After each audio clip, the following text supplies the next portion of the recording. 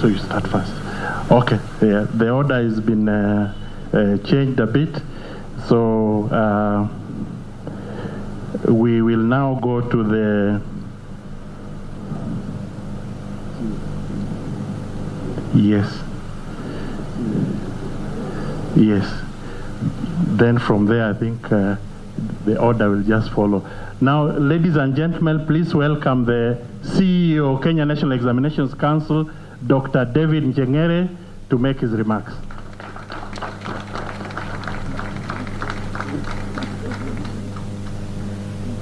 Thank you very much, Mr. Ochich.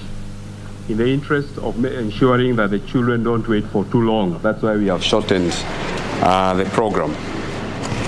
The Cabinet Secretary, Ministry of Education, Professor Magoha, Principal Secretary, State Department for Basic Education, Dr. Juan, Principal Secretary, State Department for Implementation of Curriculum Reforms, Professor Chege, Secretary, TSC, Dr. Masheria, Chairperson of NEC Governing Council, Dr. Onsati, Director KICD, Professor Ngondo, members of the NEC Governing Council who are here, some are still in the field monitoring KCSE, all other invited guests, good afternoon.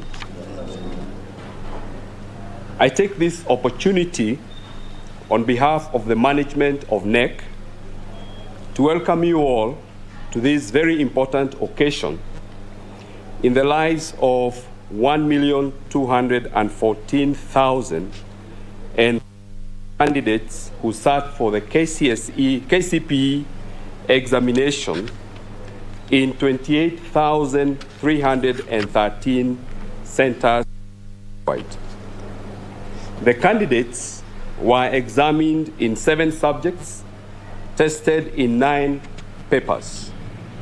The examination papers for Kcpe were administered in 3 days, from Monday 7th to Wednesday 9th of March. For effective administration of the Kcpe, NEC engaged the services of 174,910 professionals. These persons were drawn from the Ministry of Interior and Coordination of National Government, Ministry of Education, Service Commission, and other government agencies. I take this opportunity to thank all the field officers who rendered selfless service to ensure successful of the Kcpe examination. I wish to particularly thank the 4,900 managers who hosted a total of 6,863 examination centers that had registered less than 30 candidates. This is one of the areas that we were anticipating a big challenge, but they went on very successfully. Thereafter, NEC engaged the services of 5,567 examiners for the marking of English composition and Kiswahili Insha answer scripts. I wish to appreciate all examiners, center organizers, some of who are here, and their teams for ensuring that we marked this very successfully. For the objective questions, NEC did machine scoring of the candidates' OMR answer sheets. NEC processed the results of 2021 Kcpe candidates, observing diligence to ensure that each candidate is awarded their results based on the work they presented. I wish to reiterate that we only award based on the work of the candidate. To this end, I wish to appreciate all NEC officers, my colleagues who are here, for their dedication and commitment throughout the process of the examination administration. Last but not least, I wish to acknowledge the leadership of Professor Magoha in ensuring that these exams are conducted successfully. We are very grateful to you for all the work that you did to us. I wish all the 2021 Kcpe examination candidates success in their next level of education. It is now my duty to invite the chairperson of the council, Dr. Onsati, to make his remarks, and thereafter invite the Principal Secretary, Dr. Joan, to run the rest of the program. Thank you and God bless you.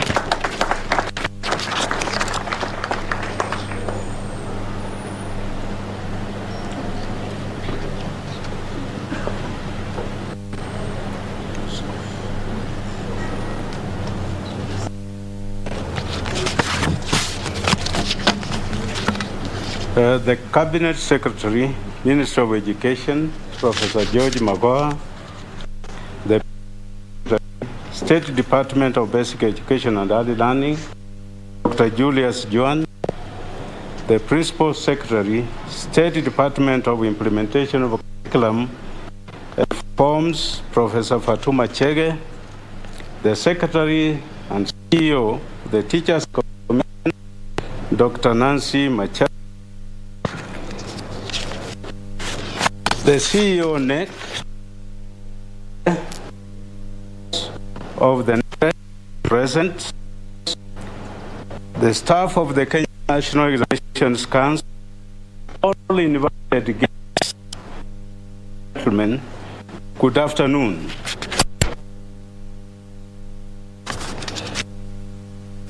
May I take this opportunity to welcome all of you once again to Mitiani House for the release of the results for the 2021 Kcpe candidates. Before proceeding with my speech, I would like to introduce the council members present and apologize on behalf of the other members who are out in the field because KCSE is going on. One, Dr. Julius, Dr. Nancy Maria, Professor Chendo, retired Owambo. The rest of the council members are out there, but I'll mention their names. Dr. Mary Turu, Mr. Festus Kingori, Mrs. Rosemary Saina, Mr. Martin Oyo, Professor Eric Okoth Ogur, and Dr. Fred Och. Ladies and gentlemen, I wish to state that as a council and in conjunction with the technical team, we have been reviewing our processes to enhance efficiency in the process of administering examinations and assessment. In particular, NEC has been working round the clock in the 2022, in the year 2022 being a unique year because in October and November 2022, NEC will be administering grade 6 assessment alongside the 2022 Kcpe and examinations. NEC has been putting in all the requisite arrangements to enable concurrent administration of examinations in both the 844 and 2633 education systems. I wish to assure our Cabinet Secretary and Kenyans at large that NEC will deliver as expected. For the 2020 examinations, I wish to report that the innovations NEC put in place have yielded towards effective examination administration. One of the innovations put in place, which the CEO has just alluded to, was that of having examination centers than 30 candidates being hosted by larger centers. This practice in force, but on a small scale. I wish to report that it has enhanced cost effectiveness in the process. My council wishes to assure that any unrelated challenges in regard or with regard to us being hosted will be addressed to ensure that the initiative is implemented with the full success in subsequent examinations. With regard to the process of examination administration, I am pleased to report that KNEC conducted all its processes in utmost observance of the laid down regulations, confidentiality, and security consciousness. This enabled the KNEC to deliver quality examinations materials to distribution centers in the. I therefore wish to urge all players and stakeholders involved in the examination administration process to, especially center managers, supervisors, invigilators, security officers, to act responsibly to uphold the integrity of the examinations. KNEC will continue working closely with the security agencies to ensure vigilance throughout the period of national examinations. Our goal remains to completely eradicate cartels who continue to cheat candidates that they aid them in examination cheating. I conclude my remarks. I wish those who have supported the KNEC Council to deliver its mandate this far, starting with our Cabinet Secretary, Minister of Education, Professor George Magoha, for spearheading the process to ensure that the standards he set as a council chairman are maintained from 2016 to date. I also recognize the critical role played by all other education-related agencies and stakeholders who have worked closely with the KNEC throughout the year. As a council, we continue to appeal to all stakeholders, including students, parents, teachers, unions, associations, media, and the general public to marshal support in stemming out attempted examination malpractice.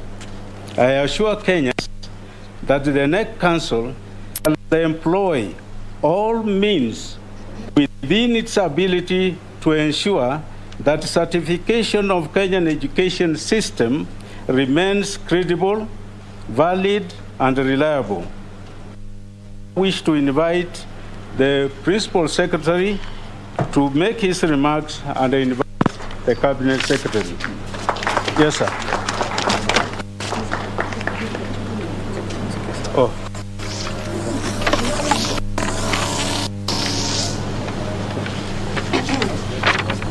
Thank you very much, Dr. Nsa, Council, to our Cabinet Secretary, CEO TSC, Professor Chege, all protocols observed, ladies and gentlemen.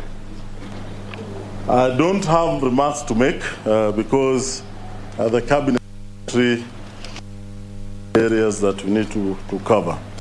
But as Mr. Chich said earlier, allow me to acknowledge our colleagues who have joined us today so that we appreciate their presence.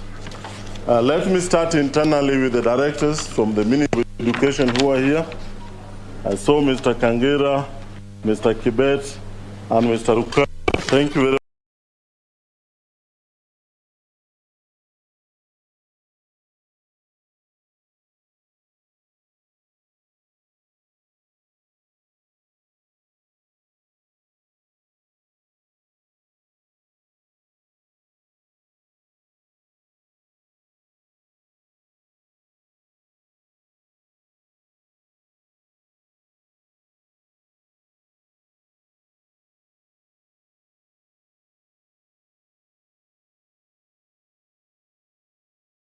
much for coming.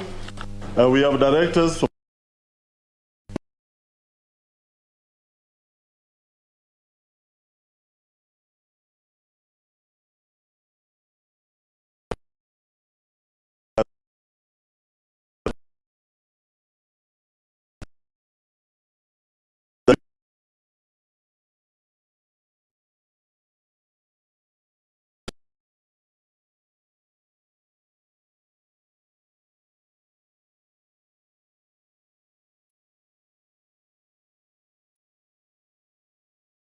coordinated our work wonderfully. We have many others here whom I will not mention their names, but they have done a wonderful job. Mr. Julius Mukwe from the Ministry of Interior, I think you are sitting somewhere. Thank you very much for the coordination that we have. Let me now mention the presence of Mr. Oyu, who is the Secretary NAT. I think you can wave so that, thank you very much. Mr. Oyu, who is the Secretary NAT. I think you can wave so that, thank you very much. We have Mr. Kelo Misori of Kcpe. Thank you very much. We have Mr. Nzioka, who is the chair. Thank you very much. I don't know whether there is anybody else I've left out. Good, thank you very much.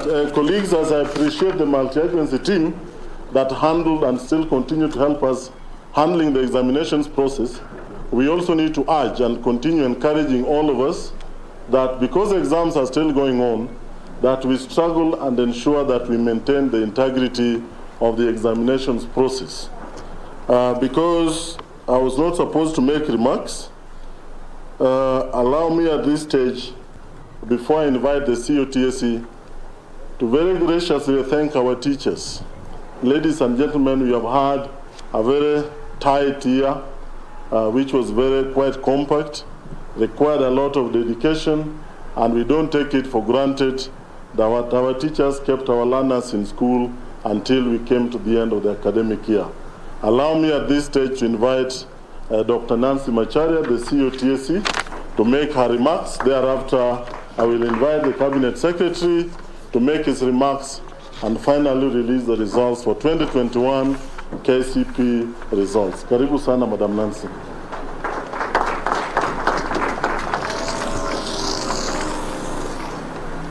Thank you, PS. Our Cabinet Secretary, colleagues, distinguished ladies and gentlemen, members of the press, allow me to make my very brief remarks. And Cabinet Secretary, I don't have to introduce my team. The PS has done that. We are here today to celebrate a special group of 1.2 million candidates who will be joining Form 1. On behalf of the Teacher Service Commission, I congratulate the KCP class of 2021 and assure them that our teachers are very prepared to receive all of them in secondary school next term. I thank all our teachers, including those who took part in the invigilation, supervision, and marking for their credible efforts that made the 2021 class ready for KCP examinations during an academic year that was heavily shortened. Overall, I wish to report that nearly all the teachers that were involved in the examination conducted themselves with utmost professionalism during the KCP examination process. This is testimony to the fact that our teachers are determined to ensure a credible examination in our schools. I congratulate all of them and encourage them to keep up with the good spirit as per the Code of Regulation for Teachers. As a commission, we will recognize and reward those who excelled in the process in line with the performance recognition, reward, and sanctions policy. Ladies and gentlemen, during the 2020 examinations, we rewarded 30 teachers who stood out in various aspects of KCP and KCSE administration, some of whom even received awards under the presidential reward system, and we want to thank the president for rewarding our teachers. It acts as a motivation. On the same note, the TSC will act firmly and expeditiously on those teachers who will be found guilty of aiding in examination irregularities.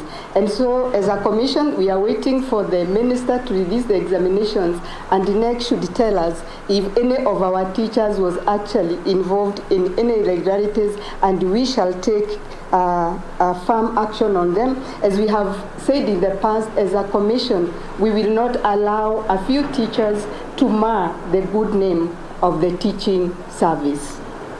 As a commission, we thank the government for funding resources to allow us to recruit an average of 5,000 teachers annually for our public schools. However, we still have a shortage of 114,581 teachers in primary and post-primary institutions due to the increased enrollment arising from the 100% transition policy and registration of new schools. Despite the shortage, the Commission continues to ensure prudent utilization of the existing teachers in both primary and secondary schools. From time to time, we have had to review staffing placements to ensure no part of our country is disadvantaged in terms of sharing the limited teaching resources. And in line with this, the Commission will shortly be asking our field officers to do a routine exercise of assessing their sub-counties to ensure that all schools have balanced teacher-to-learner ratios ahead of the start of the new academic calendar year. So arising from this, any movements conducted at the local areas must have a human face and must be well discussed with all relevant offices to ensure equity for all of our learners in tandem with the existing staffing norms. We intend to conclude this staff balancing exercise by May 9th of 2022. Lastly, the TSC has continued to prepare all teachers for the phased implementation of CBC. So far, we have consistently ensured that relevant teachers were trained for all levels, including grade 6, which will be covered starting next month. The total of teachers trained in CBC in the last 3 years is 292 teachers. I now wish to announce that the Commission has planned the training of 60,000 teachers in April for juniors, to prepare teachers for the junior secondary schools in CBC and competency-based assessment with effect from the 25th of April, immediately after the completion of the marking of the KCSE exams. The training will adopt a phased or cascade model of training that will start at the national level to the county and sub-county levels.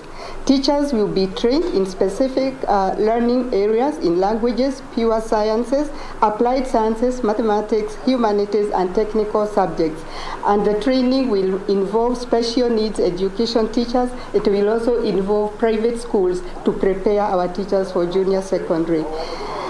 In conclusion, I once again thank all our teachers for their selfless efforts in preparing the candidates for the Kcpe examinations and wish them well as we continue with the current examinations and even preparing our students for the December examinations, God willing that we shall still conduct. Thank you very much and God bless you.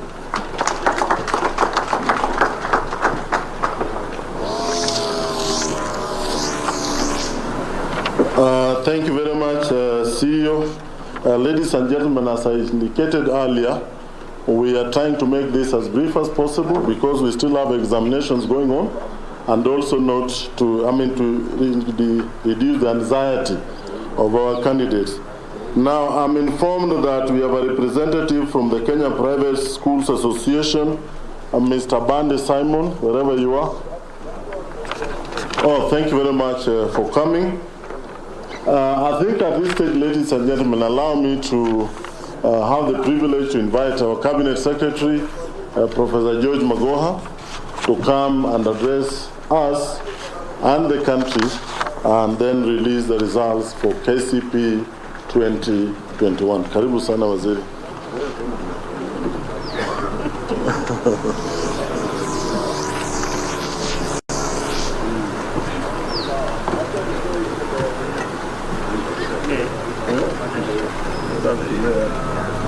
will do it the way I want.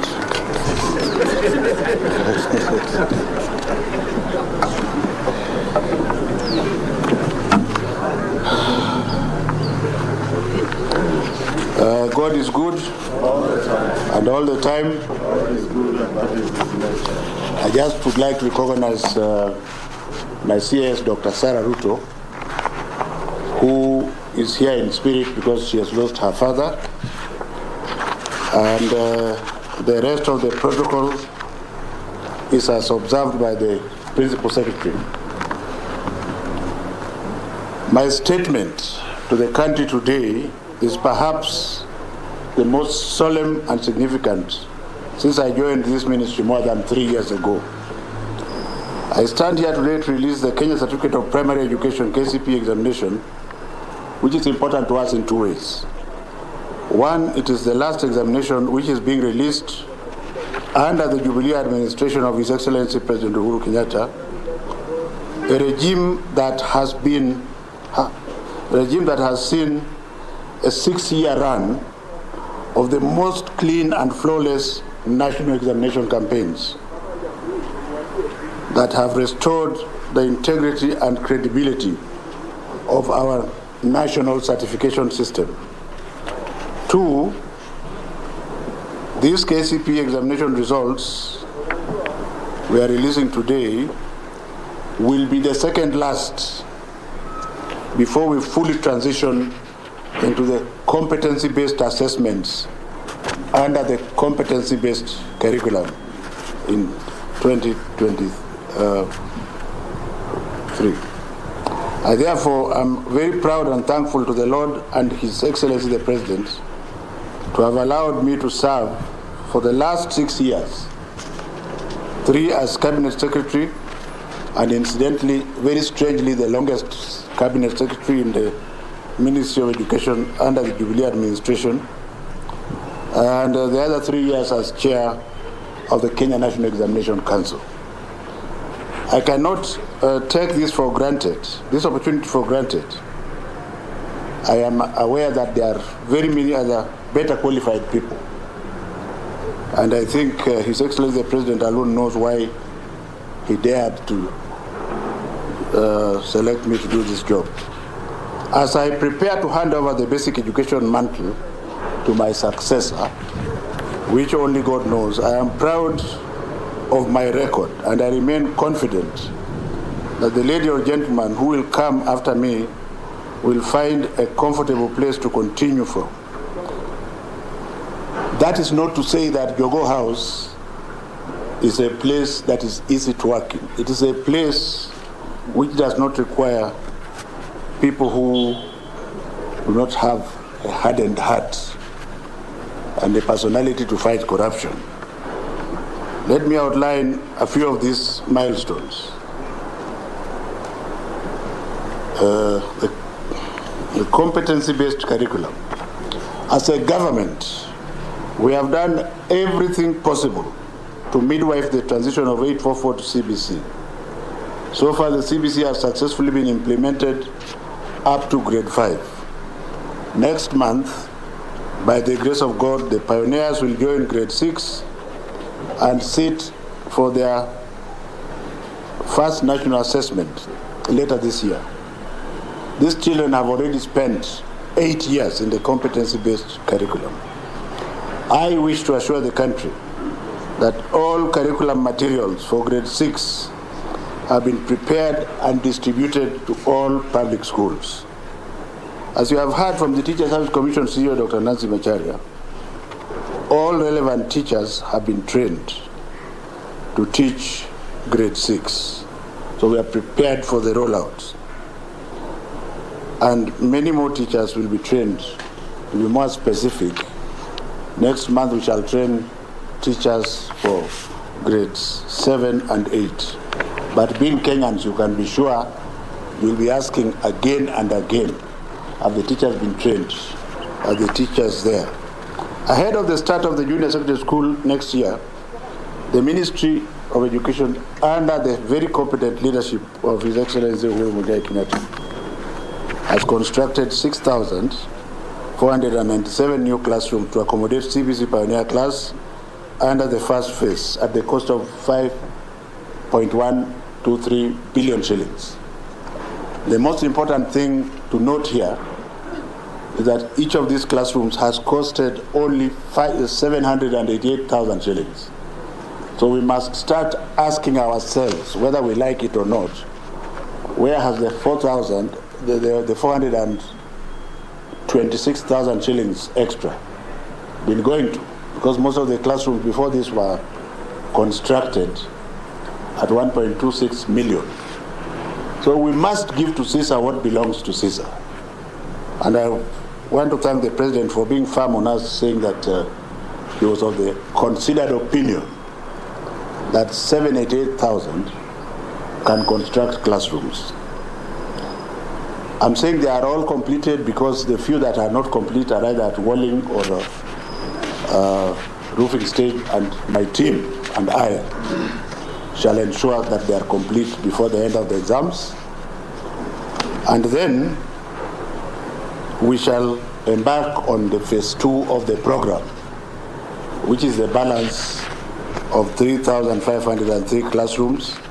In fact, this morning I asked His Excellency the President to provide money for this, and the answer was in the affirmative. So before we leave office, ladies and gentlemen, whether anybody likes it or not, we shall have constructed 10,000 classrooms at 788,000 shillings each. And I think this should be a blueprint. And I want to ask members of the Fourth Estate to be making noise about this. If you are saying the same classes we are constructing at 788, where are you taking the balance of the money? I think Kenya is not a poor country. It is just that it has no good workers. There are many jobs, but there are no workers in Kenya. Are we together here? Because people work for their pockets. And I've just remembered, I want to recognize just one person. Yusuf, stand up so that they can see you. Everybody forgets about this young boy here called Yusuf. The fact that we were able to mark these exams quickly and on time, he's the last in the chain. So let's not judge people from where they are. But there are times he was sleeping at 4:30, and by 7:30 he's here. And we are now releasing the results. And you have seen all my leaders have forgotten him. I will not forget him. Thank you. All these preparations, ladies and gentlemen, make me extremely comfortable that my successor will find a good script to follow in the CBC implementation. But I want to dare say once again that this ministry is not a ministry for the faint-hearted. The education ministry is not a ministry for the faint-hearted, starting from your house to the field and to your house.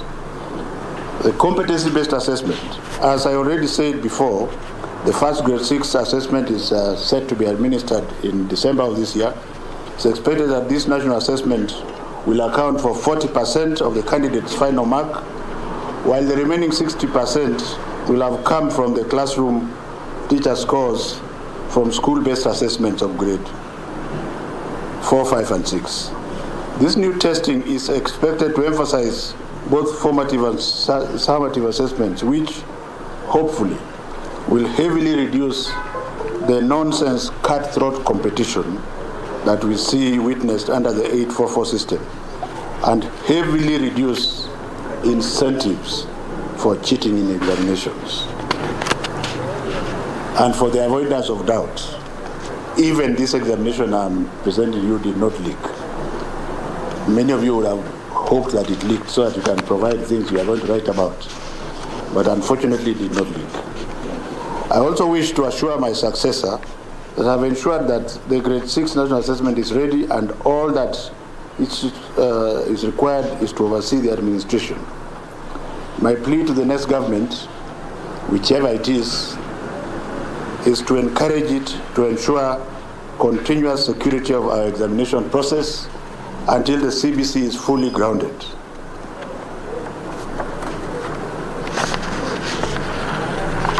The administration of the December 22 examination will effectively mark the end of the rearranged academic calendar that was forced upon us by an external factor, COVID-19, occasioning a prolonged closure in 2020. Beginning of January 2023, our country will go back to the traditional academic calendar starting in January and ending in November of each year. I wish to thank the stakeholders, starting with the parents, the learners, and the teachers.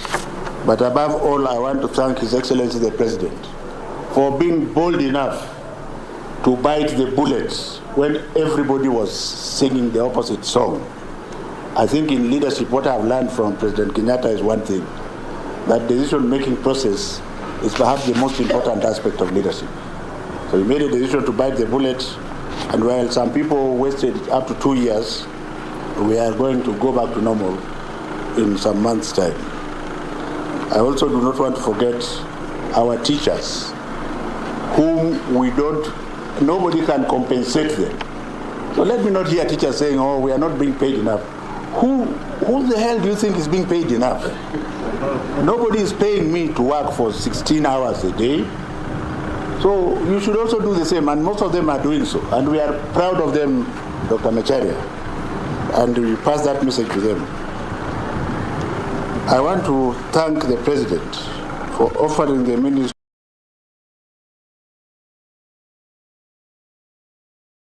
all the support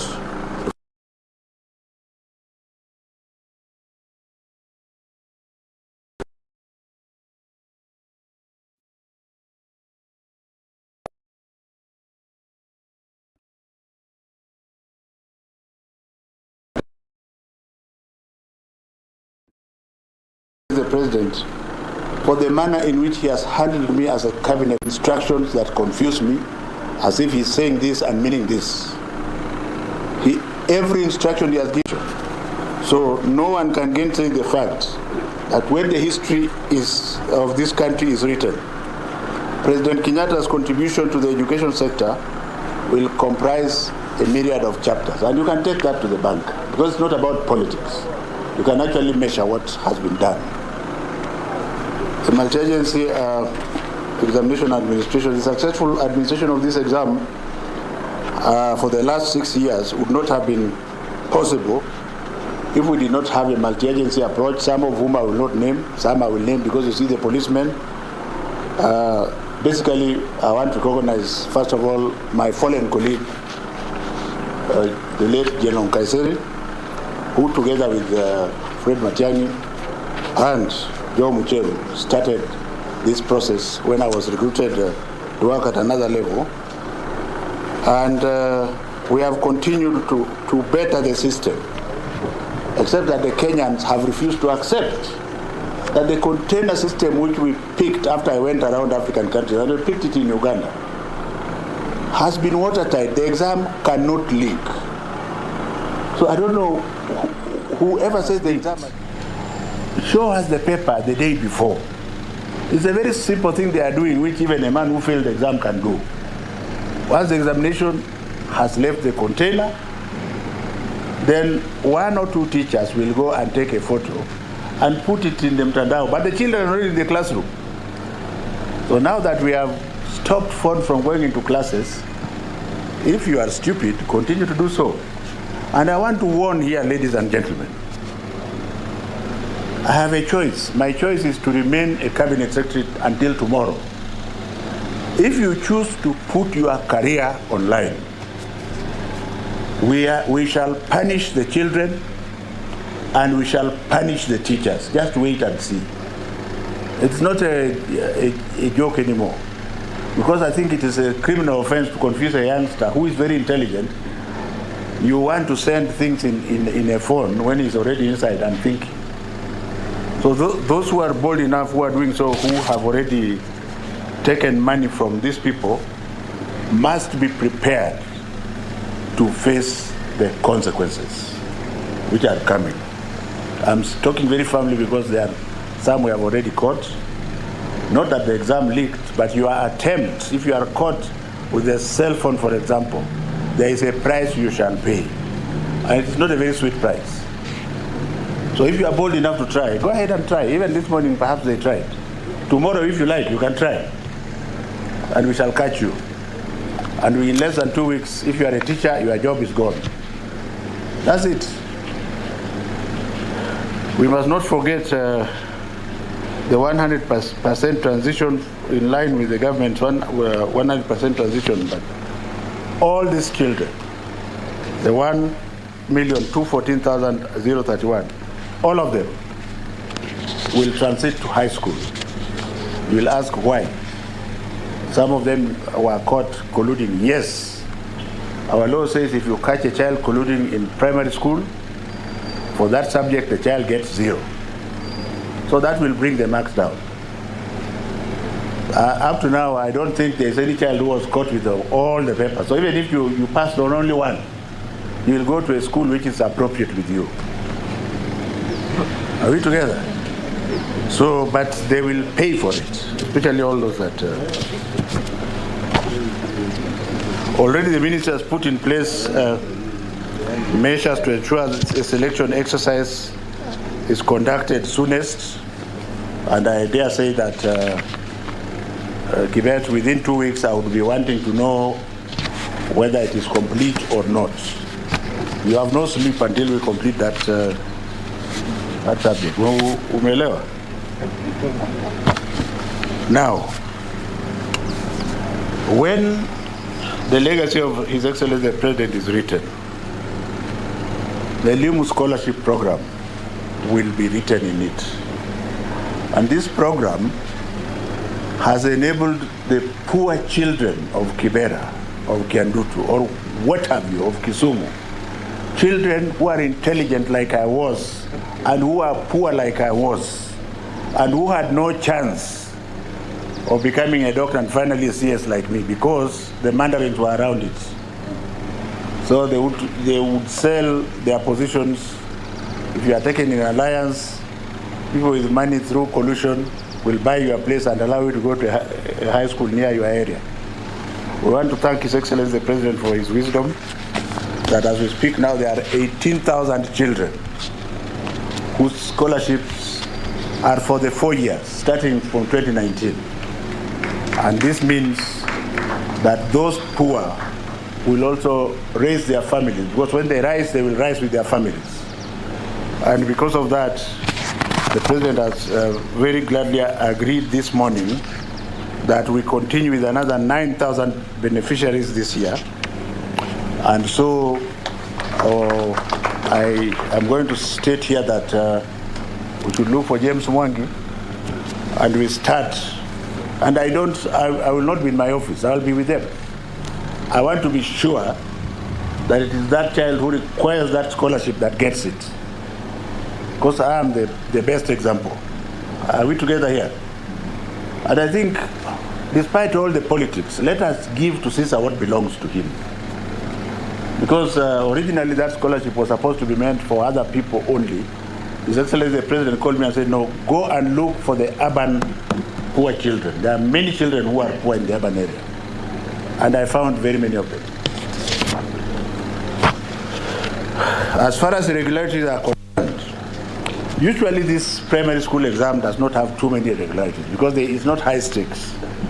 This time round, we had 320 candidates who were attempting to collude in 7 examination centers. There will be a price to pay by each of those 320 candidates, and the exam administrators in those 7 centers are going to be severely admonished in the usual manner. Dr. Macharia, it is over to you. If there's anyone that belongs to Interior, ile mtu iko wapi? Yeah, I've forgotten your name. Mr. Mukwe, we shall hand over to you. So within the next 2 weeks or so, you will be hearing what has been done as far as primary school is concerned. Of the details, 1.2 million candidates in 28,313 centers. Of these, we have achieved gender parity 50.28 boys, 49.72% girls. Basically comparable to last year's.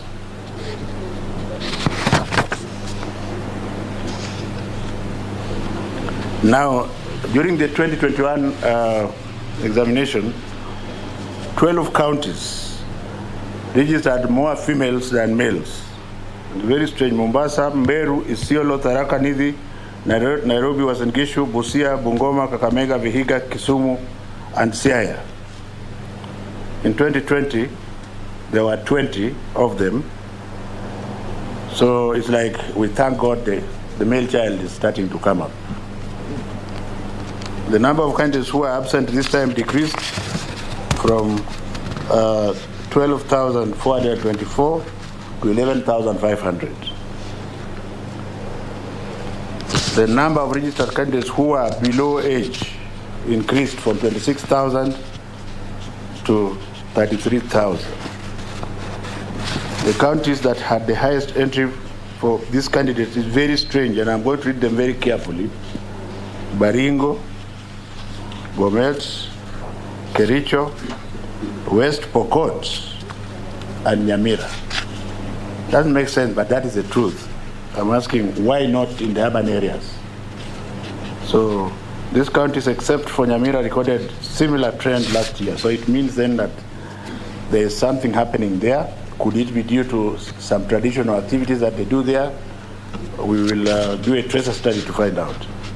The highest number of candidates came from the traditional years, over about 45% between 13 and 14 years. And when we jump to the overage, which is 19 years, they came from Turkana, Garissa, Kilifi, Kwale, and Mandera. Again, these counties, except for Mandera, recorded the same for last year. Performance per subject. Ladies and gentlemen, I'm happy to announce that 6 papers recorded an improved performance in the year 2021 as compared to 2020.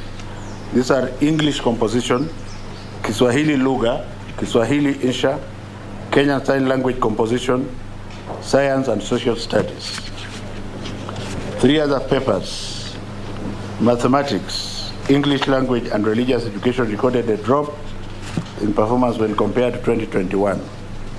Kenya Sign Language recorded a comparable performance between the 2 years. In terms of gender, the performance of male and female candidates was comparable. However, the females always defeat the boys in English and Kiswahili, and they have maintained that.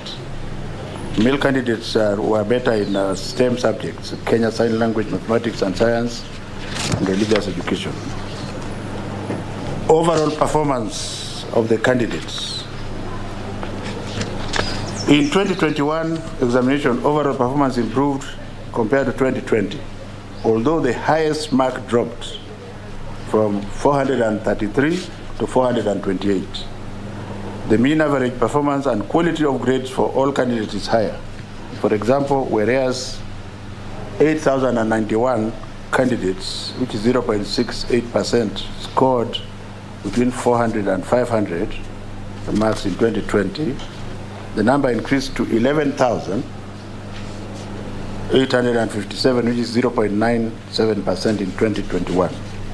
This is an indicator that most candidates scored better scores than the previous year.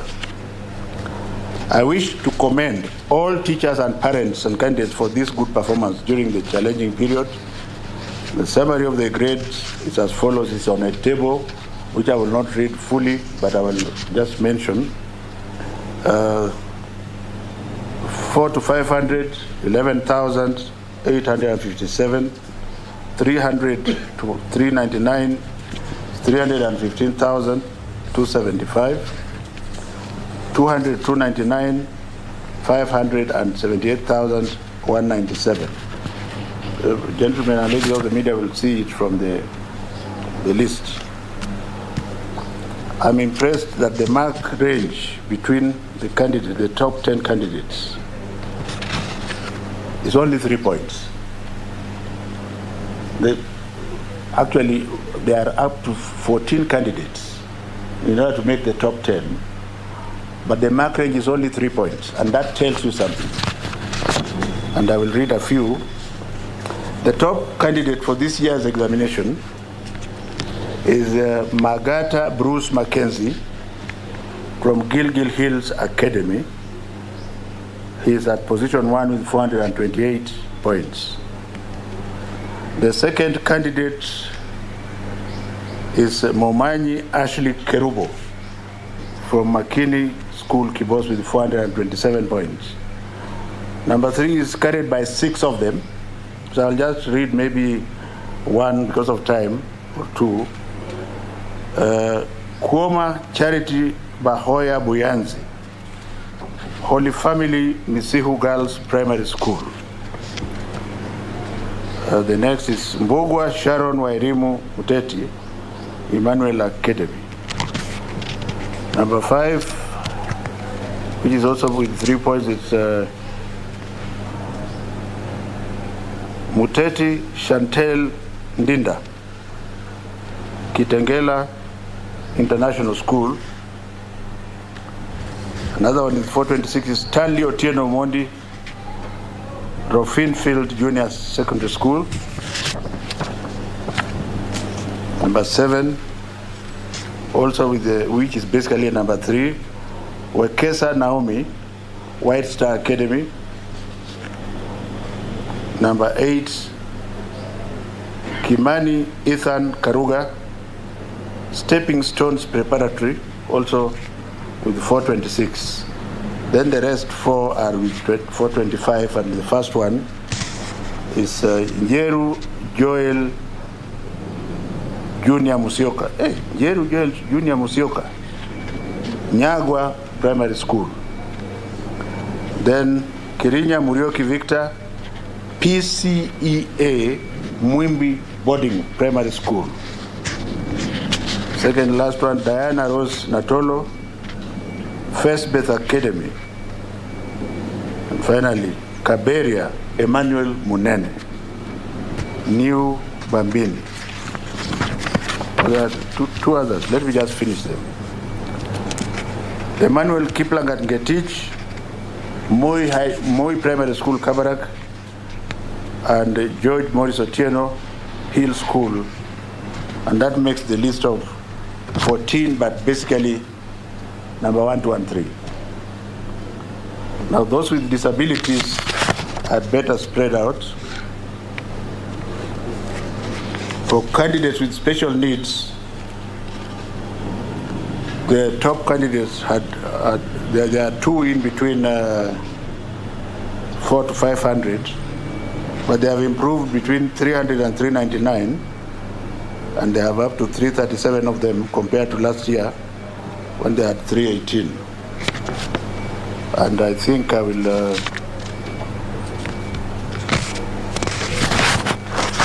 just call a few of them.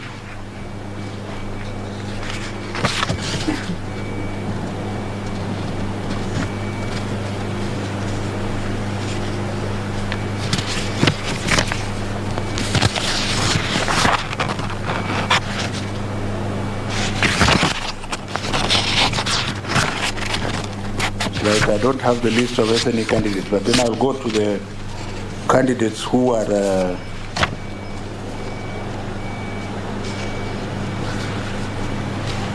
top candidates in SNE. I have the list here. Bethany Tatila Migosi from Thorngrove Academy with 417 points. Grace Nema Katana from Havila Academy, Mutwapa Primary School. Kamau Jackson Degwa from Mudhiria. Musioka Kings Kevin.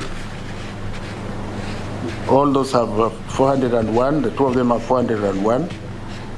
Kazozweni AIC. And number 5 is Migosi Dominic Sese from Maunarok, 401.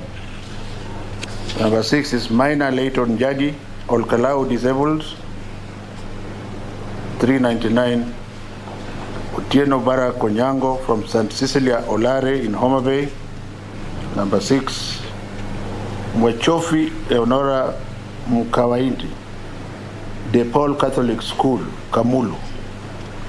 Number 9, Philip Karani, Likoni School for the Blind. And number 10, Dorcas Cherono, St. Sophia, Kcpe Primary School, 396. The number of candidates who start examination under special circumstances, including those who start the examination in hospitals, decreased from 1,240 to 1,067. The most improved public schools whose candidates are greater than 50, I will read just a few per region. The first region is the Coast Region, Kambi Awaya from 203 to 266. Central Region, Njenga Karume from 207 to 248. Eastern, Ngukuine from 165 to 250. Nairobi, Keleta from 213 to 263. Rift Valley, Lenkishoni from 198 to 272. Western, Kewa DEB from 216 to 284. Nyanza, Nyangiti from 170 to 232. And Northeastern, Mandera DEB from 181 to 270. We encourage them and hope that they continue to improve. Ladies and gentlemen, accessing the Kcpe examination results, it is our tradition that the Kcpe examination results will be collected by respective schools from the sub-county education offices. Candidates should therefore collect their results from their respective examination centers. And let me warn the head teachers, both public and private, this is a Kenya government examination. You shall give the candidate his or her results. Talk about school fees on the side. Are we together here? You are keeping it, is it your school? And is it your country? So can we give every candidate his results so that I don't have people coming up to my office that we give results from here? That is thoroughly inhuman. And I hope that is taken in the manner that it is required. Individual candidates' results can be assessed by sending a candidate's index number followed by initials Kcpe, the short-term SMS to 20076. This service will be available immediately after this event. Head teachers will be required to download and print the online result slips for candidates in their schools and authenticate the same before they release them to the parents and guardians. And it is the wish of His Excellency the President and also mine that every child gets his results. Deal with the parents later. Because as far as the public is concerned, primary school is free. Are we together? And even in the private sector, if you decided to take part of the work of government, thank you for taking the work. But now you must give the result to the child.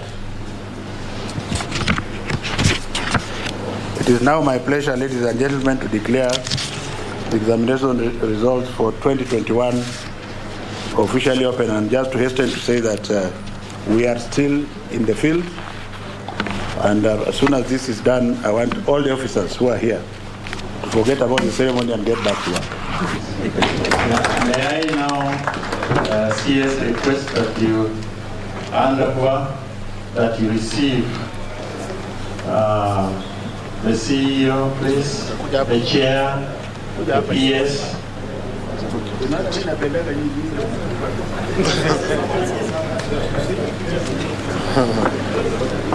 want you at the center.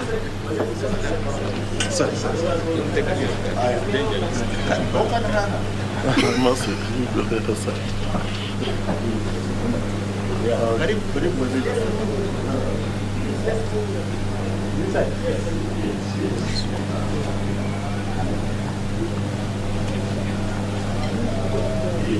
Now, you can now see the size 11 and above in practice.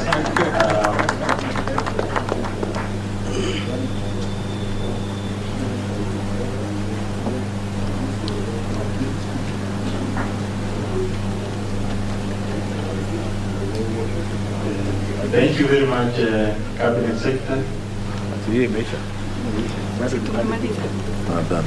I now invite Madam Imelda Baraza to offer to move the vote of thanks. Thank you very much, our Master of Ceremony, our CS, our invited guests, ladies and gentlemen. It's an honor for me to give this vote of thanks on this occasion of releasing the 2021 Kcpe results. Allow me to thank the Almighty God for this chance, given that last year, when we were releasing the results, we released amidst the COVID-19 pandemic. I, and on behalf of the Kenya National Examinations Council and the entire fraternity of education stakeholders gathered here today, we extend our gratitude to all the speakers for gracing this occasion. Sir, allow me to thank you specifically for the work that you have done. You have enumerated for us the milestones that you have achieved, and I request all of us here to put our hands together and just give a clap to our CS. Sir, we have witnessed you work tirelessly, and we just want to cheer you on and say thank you very much for the work that you have done. On the same length, allow me to appreciate the CEO Teacher Service Commission, Dr. Nancy Macharia, for the immense support you have enabled us to work closely with the TSC. The teachers have enabled the process of examination administration right from setting, administration to marking. They have been our engine and cornerstone for the examination administration processes, and we thank them for the sacrifice, hard work, resilience, without which we will not be able to release the results today.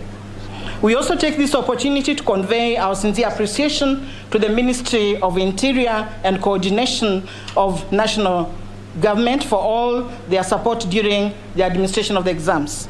We thank all the officers for the sacrifice and diligence, without which this process would not have run smoothly. So allow me to appreciate the guests that we invited today, starting off with our Principal Secretary, State Department of Basic Education and Early Learning, Dr. Julius Juan. Allow me also to thank the Principal Secretary, State Department for Implementation of Curriculum Reforms, who has honored us today, Professor Fatuma Chege. Allow me to thank the Director, KICD, Professor Charles Ongondo, and all the directors from the Teacher Service Commission and from the Ministry of Education.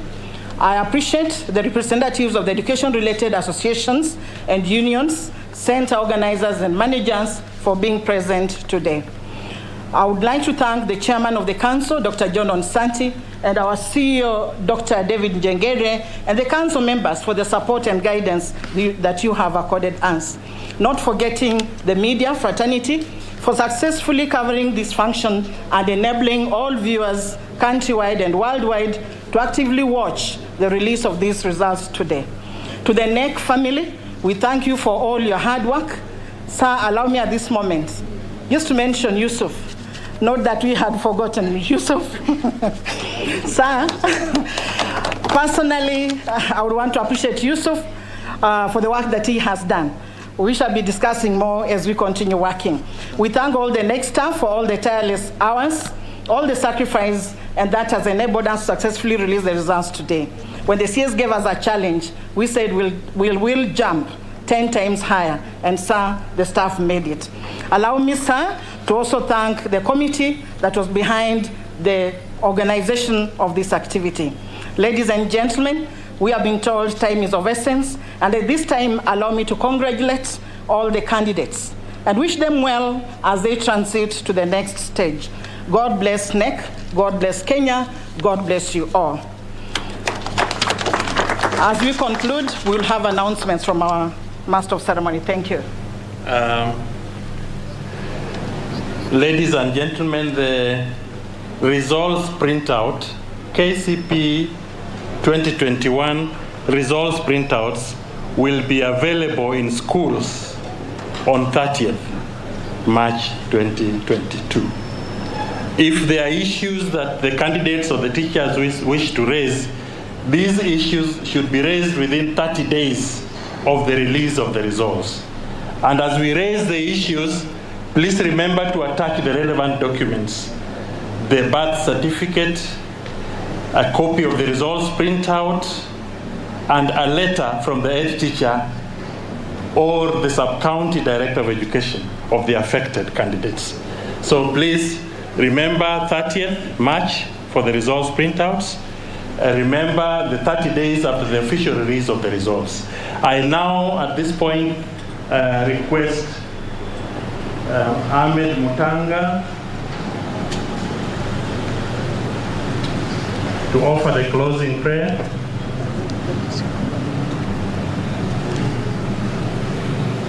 أعوذ بالله من الشيطان الرجيم بسم الله الرحمن الرحيم الحمد لله رب العالمين. All thanks and praise are due to Allah, Lord of all creation, Al-Rahman, Al-Rahim, most merciful, most beneficent, Maliki Yawmiddin, Lord of the day of recompense. Iyyaka na'bud wa iyyaka nasta'in. Only you do we worship, and only you do we ask for sustenance. Ihdina as-siratal mustaqim. Guide us unto the straight path. Siratal ladina an'amta alayhim. The path of those whom you have favored. Ghayril maghdubi alayhim. Not the path of those who have angered you. Wala dhalin, or those who have gone astray. والصلاة والسلام على أشرف الأنبياء والمرسلين والحمد لله رب العالمين آمين آمين آمين. Amen. Asanteni sana na mbarikiwe. I've been asked to, in the usual NEC spirit, that Madam Imelda will guide us. Remember, size 11 to 14. She will deal with the front row and the council members, and we are requesting that you don't leave without taking lunch. Ladies and gentlemen, asanteni sana na mbarikiwe.